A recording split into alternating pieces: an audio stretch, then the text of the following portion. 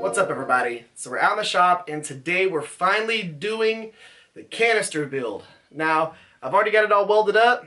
Got our end cap welded on here, the butt cap welded on with a piece of steel on here. Now, I do get a lot of people that tell me that I should weld like rebar onto here or weld a bar onto here to hold it. This actually serves dual purpose. For one, it works with the tongs that I'm going to talk about here in a second. Two, the edge steel, so the 15 and 20 that's in the center, is parallel to this right here. So I know not to forge it this way, to primarily focus on forging it this way, top and bottom right here, so that I keep everything where it needs to be and I know where everything's at. So that's why I have it set up like this. So we're gonna go ahead and get this forged out. Now, I didn't show y'all me welding this stuff up because really you shouldn't come to my channel to learn how to weld because I'm okay at it. I've done it for a while, but the welder that I use is like the cheap Harbor Freight welder that has no argon or anything like that, no gas. It's just 110 wire feed welder, nothing fancy. It does okay-ish welds, but it's enough for what I need it to do. So we've already got it welded up. One thing that I did do was I recessed the caps inside the canister itself. So they're not welded on the front here. They're actually recessed in a little bit, and then I weld up that little area so that the caps are inside, and it just makes it a little bit easier for making sure this doesn't pop off in the middle of forging or something like that. So that's what we have in here. We've got copper, we've got stainless braided cable in here, we've got 15 and 20 in here. We're gonna try and turn this into some sort of billet. It's either gonna work or it's not gonna work. We'll find out when we start forging it. But without further ado, let's get out here to the forge. Let's get this thing going. Well, now that we're out here in the forge, I'm gonna show you all the tongs that I'm working with today. So these are ones that Dennis over at Tyrell Knife Works sent to me. He ordered them for me and was like, hey, you should try these out. These might work out better than the ones that you have right now. And they're kind of perfect for what I'm about to start working on. So I'm going to use these today. But thanks, Dennis. Thanks for sending these over to me. I'm excited about trying them out. This is the first chance I got. So let's go ahead, light the forge up, get this thing going.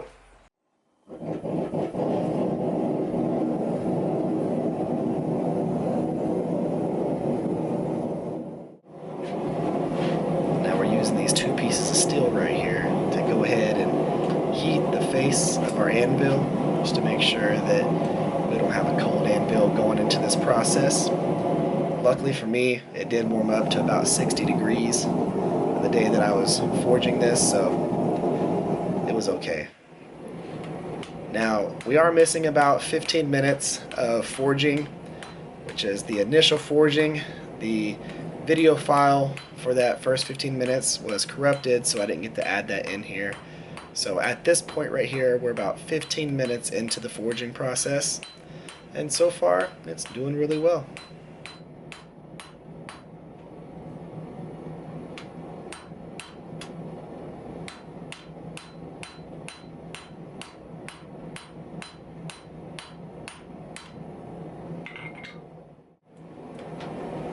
Now, one of the things to note is what was really happening during this first process was the copper got melted and started moving around inside the can, and really this whole initial forging phase was just shifting copper around inside this canister.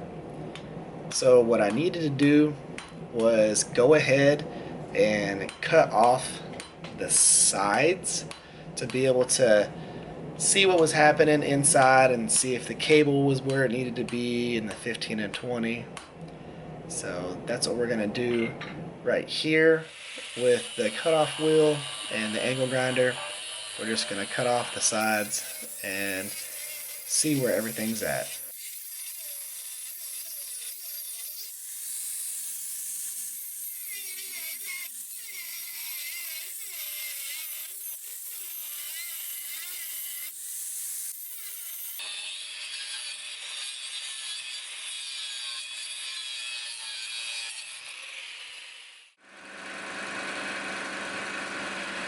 Now after we got that cut off, we went ahead and started bouncing back and forth between my 1x30 with a heavy Scotch-Brite wheel and my 2x72 with a 36 grit belt on it, just to get back to where we could actually see where the 15N20 was and make sure that it was still centered in the billet.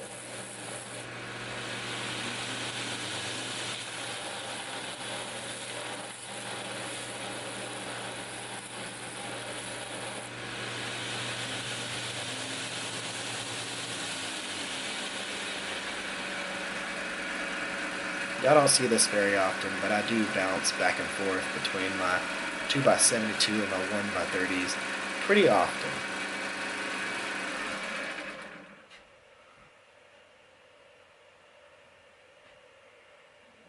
And as you can see, the 15N20 is still in the center, but the downside is it has not compressed or moved at all.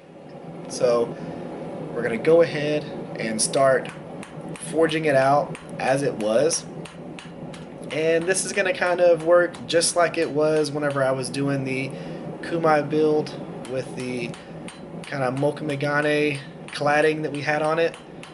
All I'm going to do is just make sure that I heat this up to right before it starts melting, and then start forging it out. And what I'm looking for is a brighter orange, but not a glowing yellow or anything like that. And I will tell you, the trick to this is pay attention to your billet if you're working with copper that's not inside of a can, because you have to move the billet often to make sure that you're not getting any super hot spots and melting the copper out of those sections. So this is a very important thing that you need to pay attention to, so that you're not accidentally melting all the copper out of your billet and then you start forging it and you squeeze more copper out. It's definitely something that requires a lot of focus.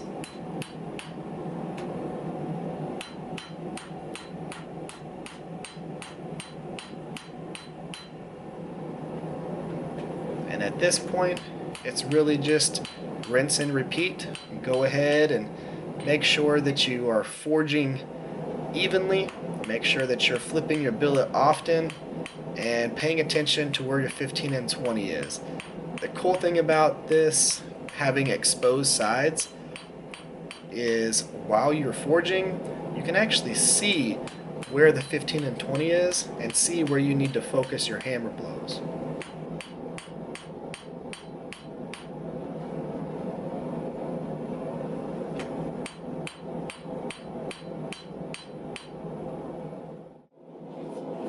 And one of the important steps during this whole process is make sure you keep your billet clean, because as you're doing this process, it's picking up stuff from the inside of your forge, it's picking up stuff from the anvil, and as you start forging this out and getting it thinner, you don't want to risk there being something stuck on one side and you start forging that into the billet and end up with a big deep divot that you can't grind out, especially on something like this where I plan on keeping some of the forging marks.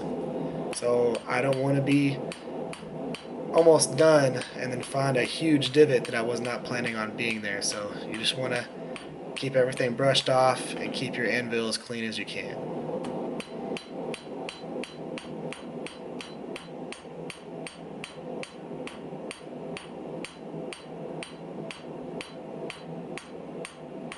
And one of the key points that you need to focus on whenever you're doing something like a sand mai or a go mai or something that's going to be layered and not restacked is paying attention to how hard you're hammering, paying attention to where your layers are, so that you make sure that, again, you don't accidentally shift your cutting edge material to one side or the other, because you're trying to keep all of that super even and centered so that you have a good end result with your forged blade.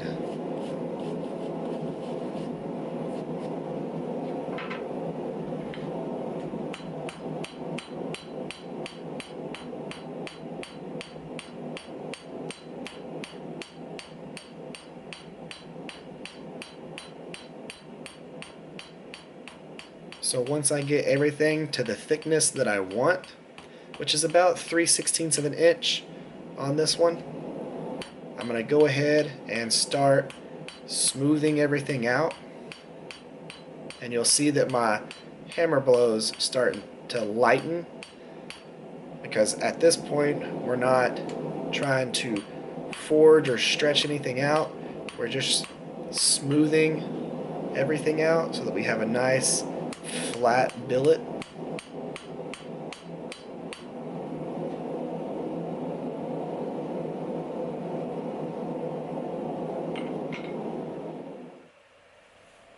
So I went ahead and ground off all the excess to get the billet that we have right here.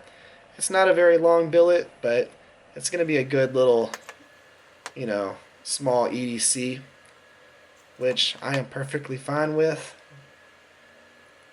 And what I ended up doing was I used one of my smaller EDC handles just to use as a reference, and then I drew everything off of that.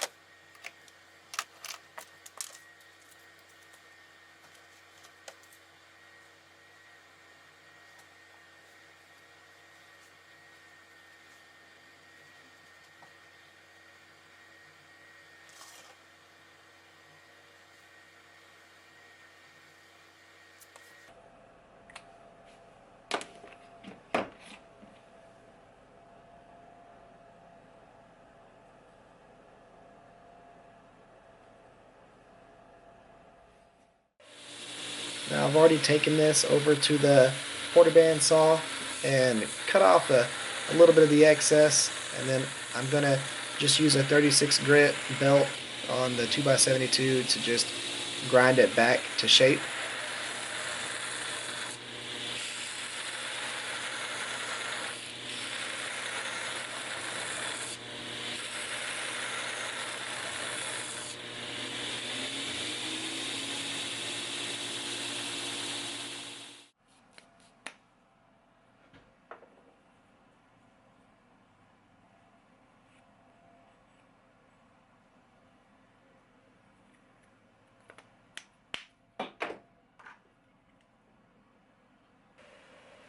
Now, I am just using the calipers as kind of a reference right here when it comes to marking this edge. This does have a distal taper all the way to the tip, so I'm really just kind of figuring out roughly where the center is so that I can then grind to that. And that's what we're going to do right here. We just grind a pretty steep angle, about a 45-degree angle, all the way to the cutting edge. And all I did was I just used that scribe as kind of a reference to figure out roughly where the center was, and then I gauged the rest of that by eye to be able to find out where the center was. Once we got both steep angles put on there, we go ahead and start grinding in the bevels. Now for this, I'm just going to go up about a third of the way up the blade, because whenever I go to heat treat this, I want to have a thicker edge so that we just don't risk any warping or anything like that.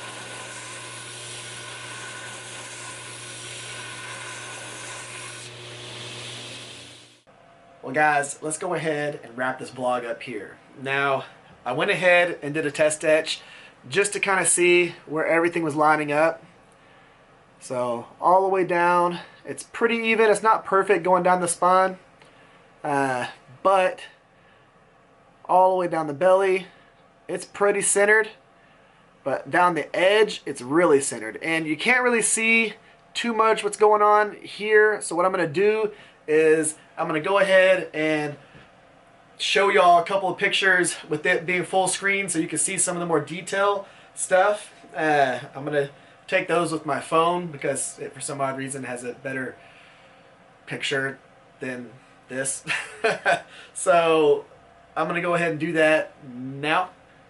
So in these pictures you can see that everything is showing up. You can see the cable. You can see how the copper got all intermingled with the cable. And I really can't wait to see what this is going to look like after heat treat, because that's going to be crazy. But yeah, for real, I really can't wait to see how this is going to look after heat treat. I didn't bring the bevels all the way up to where they're going to be, because they're going to be all the way up to about right here. I'm doing a little bit higher bevel because I want to see multiple strands of that cable. But I am super happy that this is actually working out how I wanted it to. And we'll see what happens in the quench. We'll see if this blows apart. I don't think it will. I think that this is going to quench just fine, but that's why I didn't do the bevels all the way back. I wanted to make sure that we had the least chance for warping or something like that, because I don't know how this is going to react to the cable and to things like that. So I'm going to leave it where it's at right here, and in the next video we're going to get this quenched. We're going to get things like holes drilled in the tank, but get this quenched and get the bevels brought all the way up so that y'all can actually see what it's going to look like. So we're going to have bevels all the way up. We're going to get this thing hand sanded. We're going to get it etched. We're going to show off everything that's on it. I'm happy because the 15 and 20 is all the way down the cutting edge. We don't have any cable crossing over, no copper crossing over. Everything is where I want it to be. And all of that cable is just showing up how I wanted it to show up. This is going to be a cool little knife. It's not a very large knife, but just for a cool little, you know, 3-finger kind of EDC little guy. And the fact that, as of right now, it was successful. I'm super stoked with this. And I think that this is going to look absolutely crazy when it's all said and done. I'm so happy that that cable shows up how it does. Guys, I want to know what y'all think about this. Do y'all think it turned out? Do y'all think it's cool? I know that, again, the only close-ups that you get to see were a couple of those pictures, but for something that was just trying it out to see if it would work, I'm super stoked that this did, and I am interested to see what y'all think about it, where it's at so far. So let me know, comment section, guys. If y'all would, give this video a thumbs up, share this video or one of my other videos. If you haven't yet, subscribe to the channel. We got plenty of other cool things happening, even after this build right here. Thank y'all for coming by. Thank y'all for, you know, just being with me on this journey. I hope y'all have an amazing day. Y'all stay safe out there. I'll catch y'all next time.